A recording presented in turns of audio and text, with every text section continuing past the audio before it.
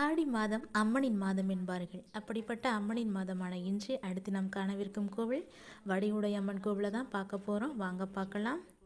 ஞானசக்தியின் வடிவமாக இத்தலத்தில் எழுந்தருளியுள்ள வடிவுடையம்மன் தனது பக்தர்கள் இவ்வுலகில் ஞானமும் சிறந்த அறிவுடையவர்களும் திகழ அருள் புரிகிறார்.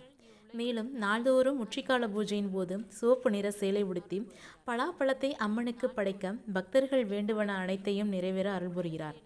பூலோகத்தில் முதல் முறையாக இத்திருக்கோவில் நிர்மாணிக்கப்பட்டதாக கருதப்படுவதால் இங்கு எழுந்தருளியுள்ள சிவபெருமான் ஆதிபுரீஸ்வரர், சிவபெருமானின் முதல் வடிவம் என அழைக்கப்படுகிறார்.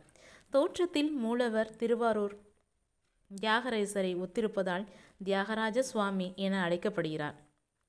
திருக்கோவில் அதன் பழமைத்தன்மை மாறாமல் பாதுகாக்கப்பட்டு வருகிறது. ஆலயத்திற்குள் நுழையும் போதே தெய்வீகமான அமைதியான சூழல் நம்மை வரவேற்பதை உணர முடிகிறது. மேலும் மணற்பறையிலே நடந்து செல்லும்படி கோயில் பிரகார நடைபாதை அமைந்திருப்பது சென்னை போன்ற ஒரு மாநகரில் கிடைத்திருக்கிற வாய்ப்பாகும். மணலிலேயே நடந்து செல்வது நமது கால்களுக்கு இதமாகவும் பதமாகவும் உள்ளது. அதை அனுபவித்து கொண்டே விநாயகர் சன்னதியை அடையலாம்.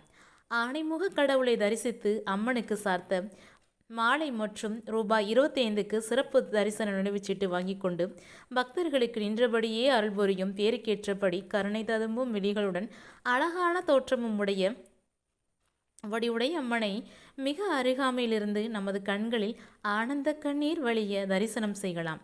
அம்மனுக்கு குங்குமம் அர்ச்சனை செய்வதும் சிறப்பானது. அங்கிருந்து சில அடிகள் நடந்து செல்ல தியாகராஜ சுவாமிகளையும் தரிசனம் செய்யலாம். பிரசாதமாக கிடைத்த விபூதியை நமது முன்னெற்றியில் பூசிக்கொண்டு ஆதிபுரீஸ்வரர் சிவபெருமானின் முதல் வடிவம் சன்னதியை அடையலாம். இவரை காரணி விடாங்கர் மற்றும் படம்பக்கநாதர் எனவும் அழைக்கின்றனர். ஆதிபுரீஸ்வரர் உள்பிரகாரத்தில் 63 நாயன்மார்கள், தட்சிணாமூர்த்தி, துர்க்கையம்மன், விஷ்ணு, ஆதிசங்கரர் மற்றும் வட்டப்பிரையம்மன் சன்னதிகள் அமைந்துள்ளன. கோயிலின் வெளிப்பிரகாரத்தில் நமது பல ஆச்சரியங்கள் காத்திருக்கின்றன. 27 நட்சத்திரங்களுக்கான 27 லிங்கங்கள் அமைந்துள்ளன. பக்தர்கள் அவரவர் நட்சத்திரங்களுக்கான லிங்கங்களை வணங்குகிறார்கள்.